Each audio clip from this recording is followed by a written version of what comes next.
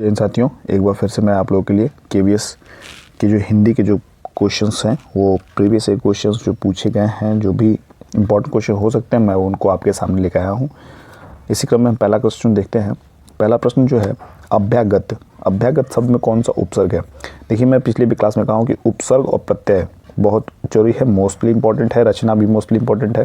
तो इसलिए उपसर्ग और प्रत्यय पे जितने क्वेश्चंस आए हुए हैं और कुछ एक्स्ट्रा मैंने लिए हैं ताकि सारे क्वेश्चन जो हों वो क्लियर हो जाए, यहीं से आपको बहुत ज़्यादा तैयारी ना करनी पड़े, मैं यहीं से आपको तैयार करा दूँ। तो जो पहला क्वेश्चन है इसमें दिया है, अभ्यागत शब्द में कौन सा उपसर्ग है। तो बताना कि अभ्यागत में कौन सा उपसर्ग है। ध्यान से देखिए, उपसर्ग मतलब जो पहले लगे और प्रत्यय मतलब जो शब्द के बाद में लगे, ठीक है। तो यहाँ उपसर्ग का सेंस पहले से है, मतलब शुरुआत में क्या लगा है। तो शुरुआत में जब ये शब्द अभ्यागत है ना, ये दो शब्दों से मिलकर बना है। तो ध्यान देखिए, अभि प्लस आगत, मैं फिर से इसको लिख रहा हूँ, अभि प्लस आगत, अभि प्लस आगत। अब इसमें देख के बताइए कि इसमें क्या उपसर्ग क्या है, अभि। तो इस तरह अभि जो है हमारा सही आंसर हो जाएगा। अगला प्रश्न है हमारा, रमणीय। रमणीय में कौन सा प्रत्यय है, रमणीय बताइए। ये रमणीय में जो हमारा प्रत्यय होगा, रम प्लस अनीय, इसी को हम रमणीय बोलते हैं। तो मैंने बताया कि प्रत्यय जो होता है शब्द के लास्ट में लगते हैं। तो इसमें क्या है, अनीय। तो इसे कहाँ मिला, हमें सेकंड ऑप्शन अनीय मिल गया, हमारा सेकंड ऑप्शन सही हो जाएगा। तीसरा क्वेश्चन है, वाक्य इसमें शुद्ध बताना है। वाक्य कौन सा हमारा शुद्ध है। देखिए, ऑप्शन है मोहन और गीता गा रही हैं।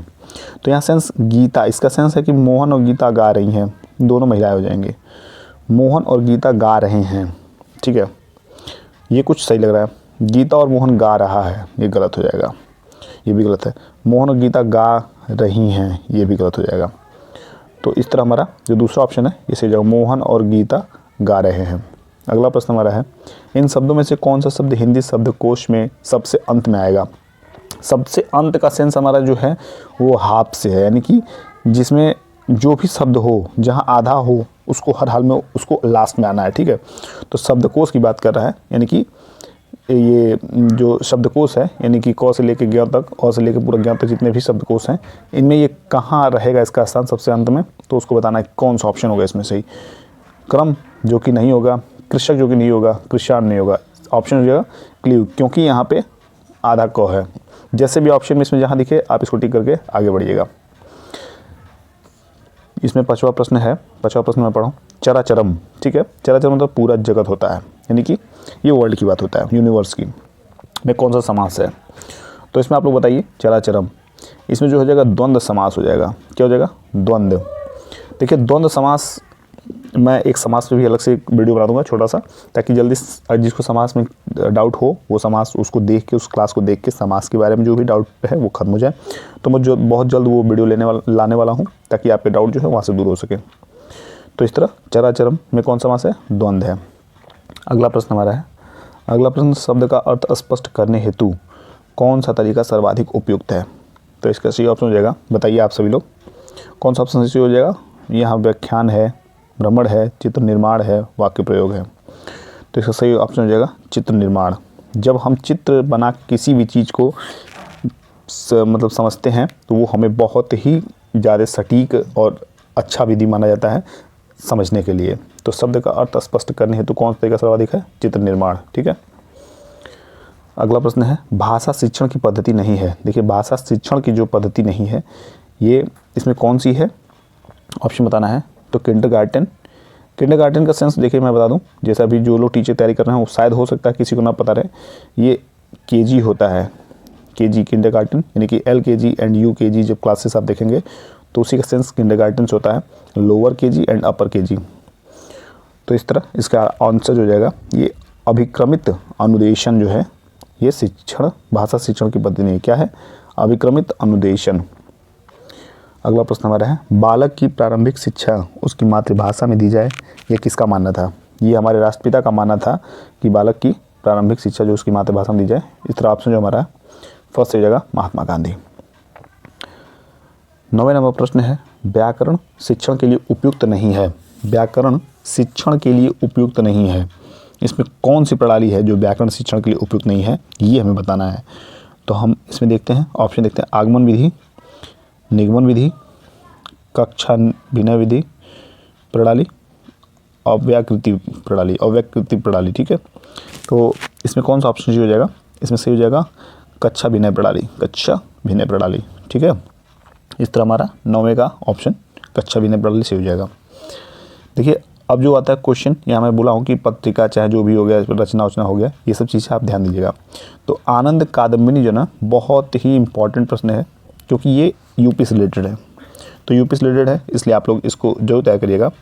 आनंद कादम्बिनी जो है, आनंद कादम्बिनी ये मिर्ज़ापुर से रिलेटेड है। क्या है? मिर्ज़ापुर से। ये कहाँ प्रकाशन कहाँ से होती थी? तो मिर्ज़ापुर से होती थी। निम्नलिखित में से शुद्ध वर्तनी वाला शब्द है, अगर अंतर्राष्ट्रीय हर जगह लगभग देखने को मिलते हैं, तो अंतर्राष्ट्रीय मुझे उम्मीद है कि एक बार लोग जो देखेंगे वो क्लियर हो जाएंगे। देखिए अंतर्राष्ट्रीय है ये, जो कि गलत है। ठीक है, यहाँ देखिए अंतर्राष्ट्रीय, ये जो यहाँ पे रॉ है जो तो के ऊपर है, यही गलत है। ठीक है, इसमें देखिए अंतर्राष्ट्रीय है जो गलत है। इसमें जो रॉ है ना, ये रॉ के आ के मात्रा के ऊपर है, इसलिए ये सही है। इसमें टॉप पे बड़ी की मात्रा रहेगी, जो कि इसमें सही दिया हुआ है। इस तरह हमारा चौथा नंबर का ऑप्शन सही हो जाएगा। 12वें प्रश्न में हम देखते हैं। 12वां प्रश्न हमारा है, आगे कुआं पीछे खाई का अर्थ क्या है, स्पष्ट करिए। तो इससे मुहावरे का जो अर्थ होगा, ये दोनों ओर मुसीबत का मतलब है। हमारे जब दोनों तरफ मुसीबत होती है तो लोग कहते हैं कि आगे कुआं पीछे खाई, तो जाए कहाँ, दोनों तरफ मुसीबत आ पड़ी है। इस तरह 12 क्वेश्चन हमने देख चुके। 13वां है, रामचरितमानस की भाषा क्या है। तो रामचरितमानस की भाषा जो है, ये ब्रज भाषा है नहीं, खड़ी बोली है नहीं, भोजपुरी है नहीं। रामचरितमानस जो है ना, ये अवधी इसकी सही ऑप्शन होगी। क्यों? क्योंकि जो अवध है, अवध मतलब कि अयोध्या, जिसका नाम पहले फैजाबाद था, तो अयोध्या के साइड में क्या बोला जाता है? अवधी बोला जाता है। रामचरितमानस की भाषा, तब इससे ऑप्शन जो है सीधे पकड़ में आ गई कि उसकी भाषा जो है अवधी है।